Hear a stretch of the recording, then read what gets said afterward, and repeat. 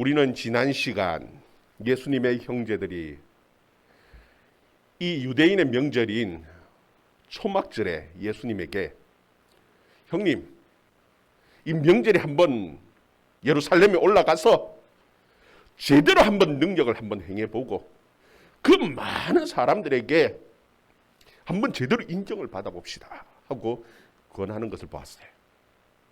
예수님께서는 예루살렘에 올라가지 않겠다 하시고 그 형제들과 제자들을 보내셨어요. 그리고 혼자 갈릴리에 계시다가 고민하시는 가운데에 마음에 결단하시고 혼자서 은밀하게 예루살렘에 올라가셨습니다. 그렇게 하신 그 이유는 다른 것이 아니라 그 예루살렘에 예수님을 죽이려고 하는 사람들이 있었고, 그리고 그 예수님을 죽이려고 하는 사람만 있었던 것이 아니라 그 예루살렘 사람들 가운데는 예수님을 하나님의 아들로 믿고 예수님을 통해서 들려주시는 그 하나님의 말씀을 듣고자 하는 그 사모하는 사람들도 있었기 때문에 예수님께서는 하나님의 뜻이 어디 있을까 많은 고민을 하시고 그리고 마음의 결단을 하시고 예루살렘에 올라가셨습니다. 오늘 본문의 말씀은 예루살렘에 올라가신 그 예수님께서 잠잠히 계시다가 그 초막절 명절이 한참 진행되어 가는 그 중간에 성전에 올라가셨고 그 성전에서 그 하나님의 말씀을 가르칠 때에 그 예루살렘 사람들의 그 반응에 대해서 사도 요한은 오늘 이 요한복음을 기록하면서 그 말씀을 자세히 기록하고 있는 겁니다. 우리 25절 26절 말씀을 한번 같이 읽어봅니다. 25절 26절 말씀 같이 읽습니다. 시작.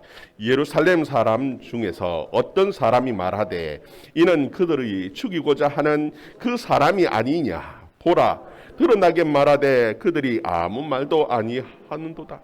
당국자들은 이 사람을 참으로 그리스도인 줄 알았는가. 아멘.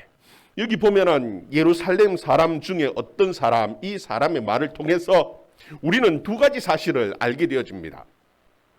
그 하나가 무엇이냐 하면은 이 예루살렘의 당국자들이 지금 예수님을 죽이려고 하고 있다는 겁니다. 이미 죽이려고 모든 계획들을 다 세워놓고 이 명절날 예루살렘에 올라오면 잡아서 죽인다 준비를 해놓고 있는 겁니다. 그것도 초막절 그 때를 맞추어서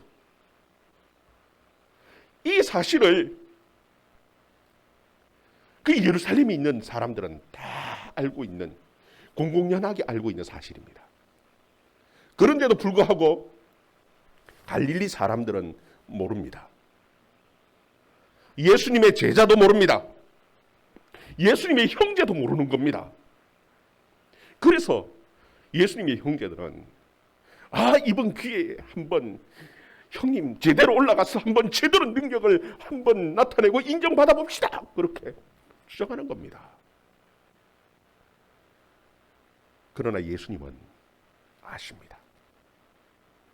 그리고 또 하나 이 예루살렘 사람의 말을 통해서 알게 되어지는 것은 무엇이냐 하면은 이 예루살렘 사람들이 예수가 그리스도인가 하는 그 문제를 놓고 많이 고민하고 있다는 사실입니다.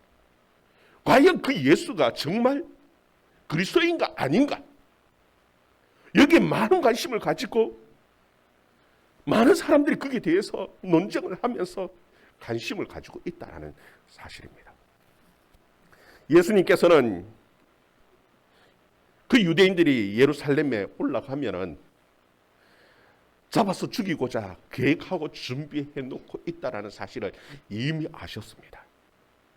그럼에도 불구하고 예수님께서는 마음의 결단을 하고 예루살렘에 올라가셨습니다. 그리고 예수님께서는 그 사람들이 많이 모여있는 그 성전에 들어가셔서 지금 그들 앞에서 말씀을 가르치고 계시는 겁니다. 여러분, 이것은요, 잡으려고 딱 준비해 놓고 있는 사람의 날 잡아가시오 하고 딱 드러내는 것과 똑같은 겁니다. 덫을 쳐놓고 있는데 덫 안에 들어가는 것입니다. 그런데도 불구하고 오늘 성경 말씀을 보면은 어느 누구도 예수님에 대해서 잡으려고 손을 대지를 못하는 겁니다.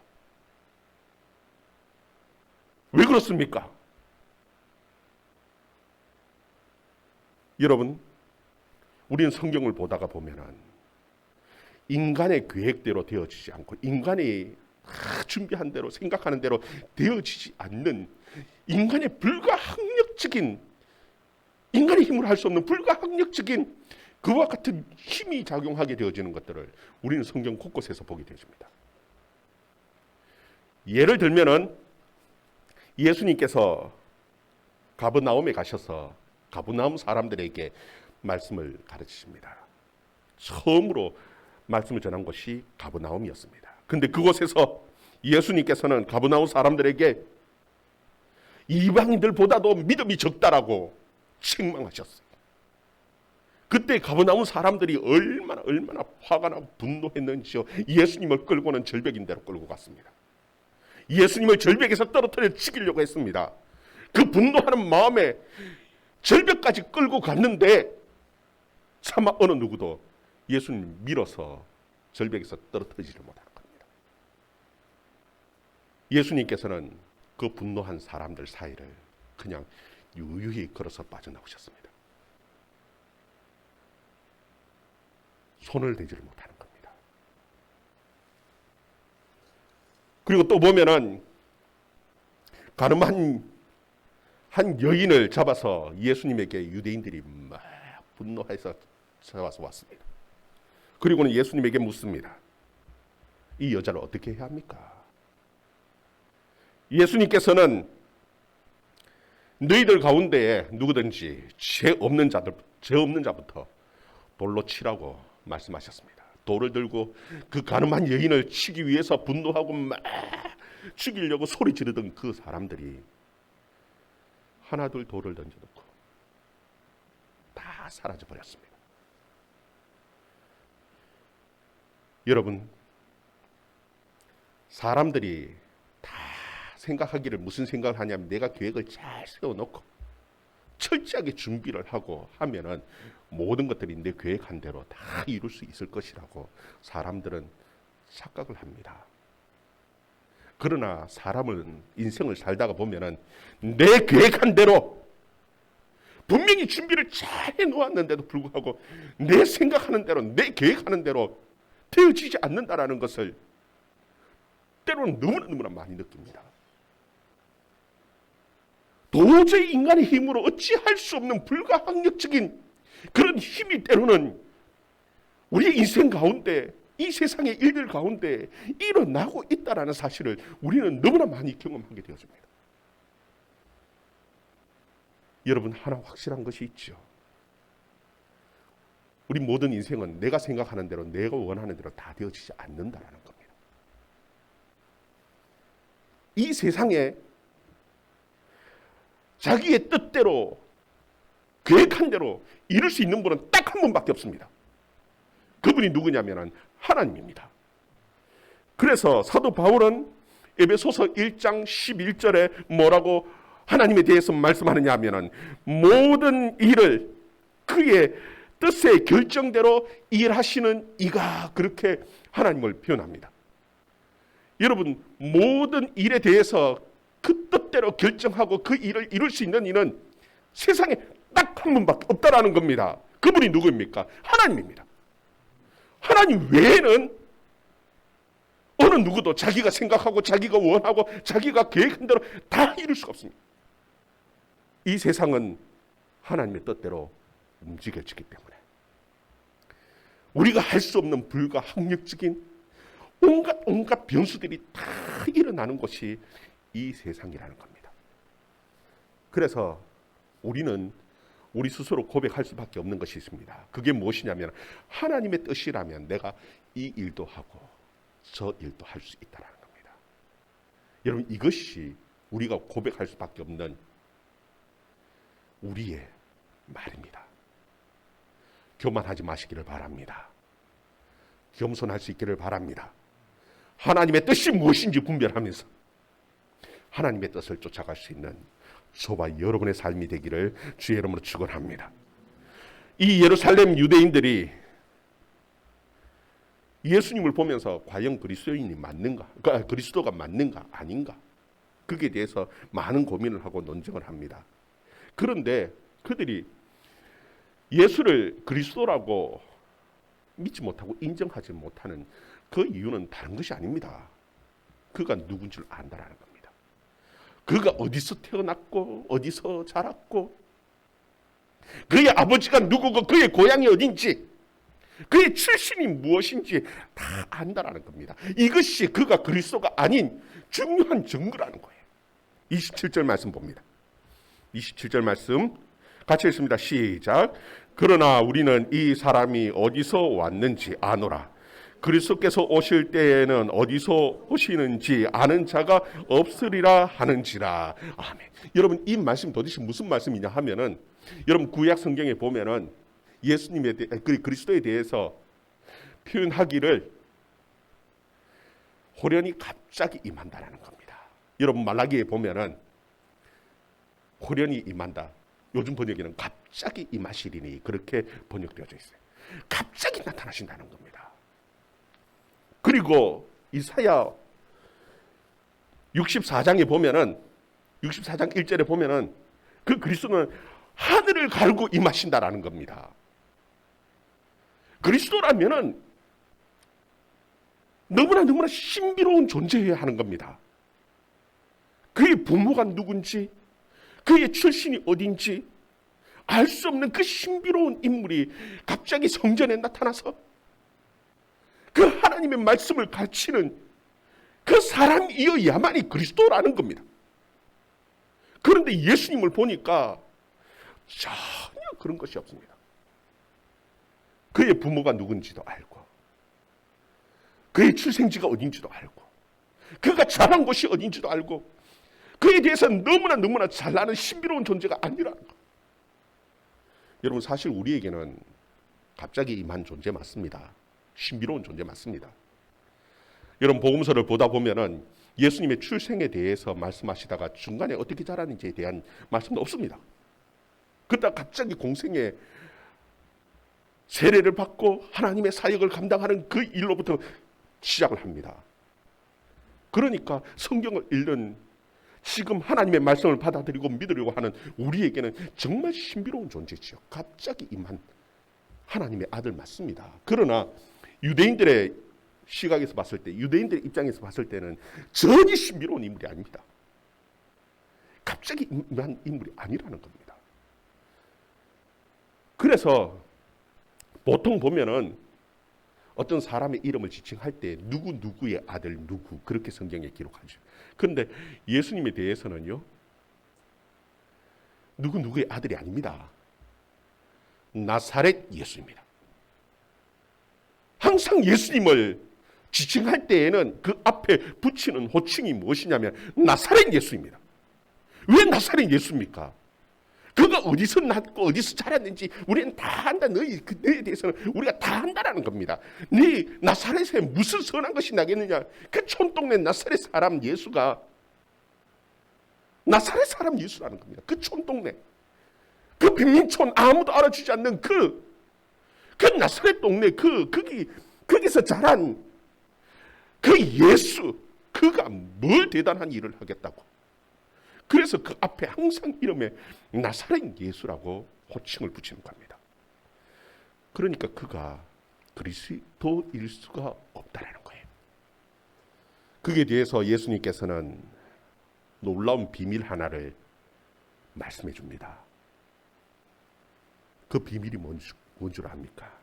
28절 29절 말씀.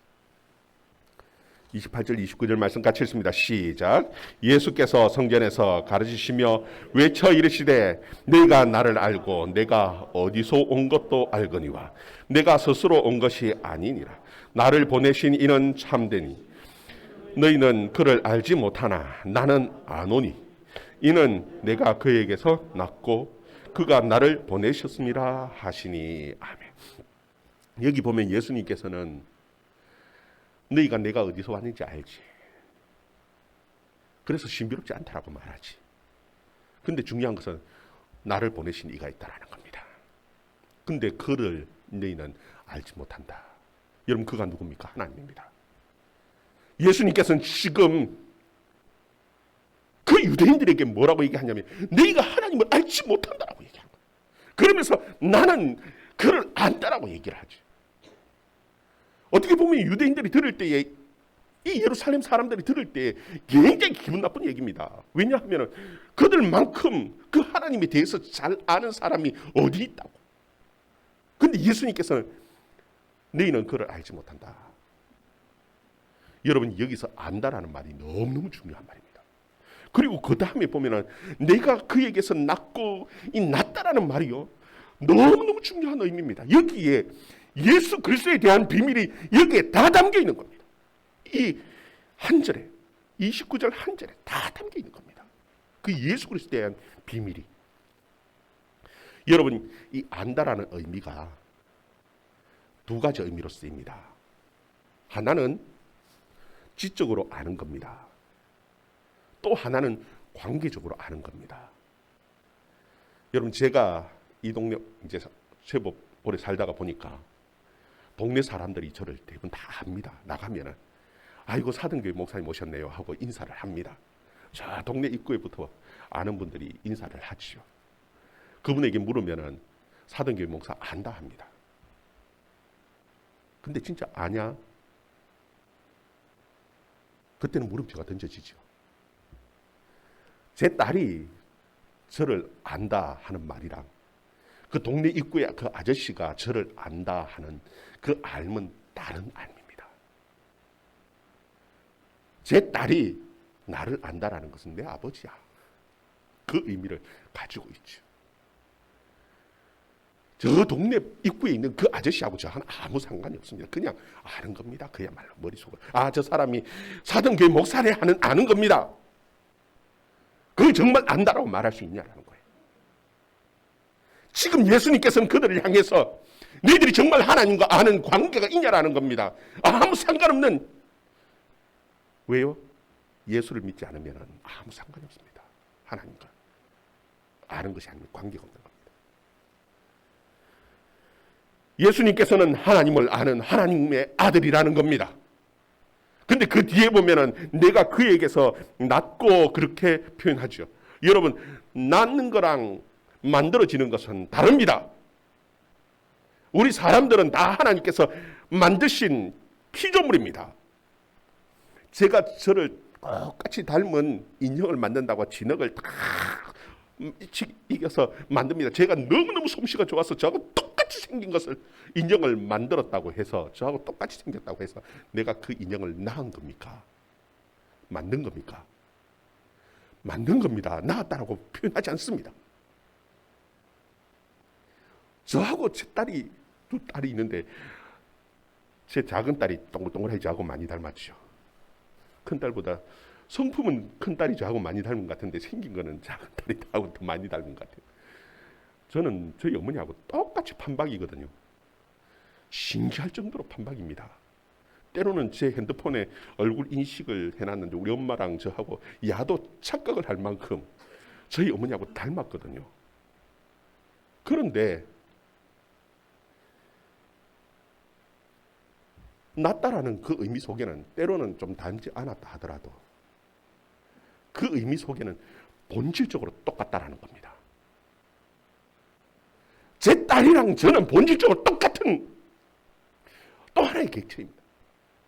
그래서 그를 만들었다라고 표현하지 않습니다. 제 딸을 내가 만들었다라고 말하지 않습니다. 뭐라고 말한다고요? 낳았다라고 얘기하는 겁니다.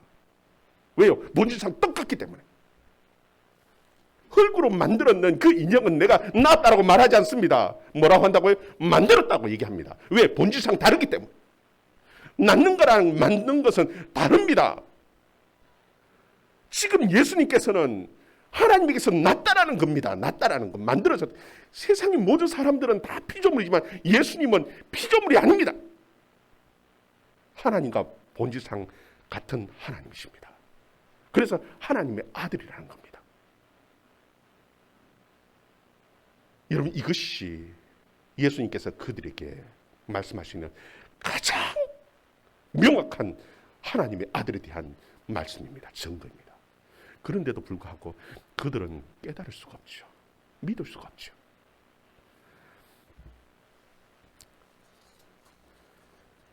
그렇다고 해서 다 믿지 못하는 것이 아닙니다. 믿는 사람들이 있죠. 우리 30절 31절 말씀 또 읽어봅니다. 30절 31절 말씀 같이 읽습니다. 시작. 그들이 예수를 잡고자 하나 손을 대는 자가 없으니 이는 그의 때가 아직 이르지 아니하였습니다. 무리 중에 많은 사람이 예수를 믿고 말하되 그리스도께서 오실지라도 그 행하실 표적이 이 사람이 행한 것보다 더 많으랴 하니. 아멘. 여기 보면은 많은 사람들이 예수를 믿고 말한 사람들이 있습니다. 그들이 어떻게 예수를 믿느냐? 여러분 정말 그리스도가 온다고 한들 이 예수가 행한 그 표적보다 더 많은 표적을 행할 수 있겠냐? 이 예수님이 행한 표적을 보니까 정말 그리스도가 맞다라고 믿는 사람들도 있더라는 겁니다. 믿지 못하는 사람들은 내가 저 사람이 갈릴리 사람이고 저 사람이 나사렛 예수고 그래서 내가 그 부모도 알고 그래서 못 믿겠다. 그런데 믿는 사람은 그 표적을 보니까 믿을 만하네. 그리스도 맞는 것 같다. 여러분, 예수님께서는 지금 이 성전에서 지금 말씀을 전합니다. 이 예루살렘 당국의 사람들은 예수님을 지금 잡으려고 딱 준비해 놓고 기다리는데 아무도 손을 못 대는 겁니다.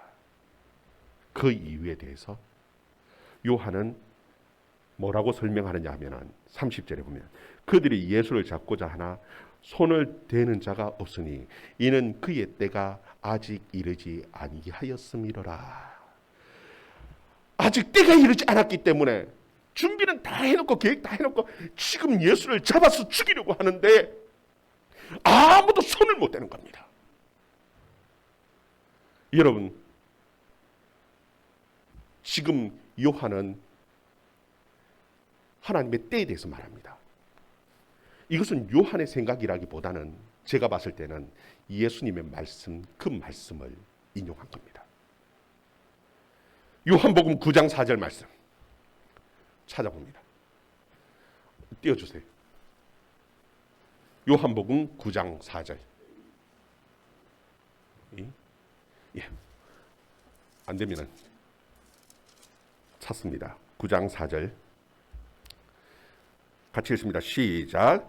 때가 아직 낮음에 나를 보내신 이의 일을 우리가 하여야 하리라. 밤이 오리니 그때는 아무도 일할 수 없느니라. 아멘. 예수님께서는 지금 무슨 말씀하시냐면 때가 있다라는 겁니다.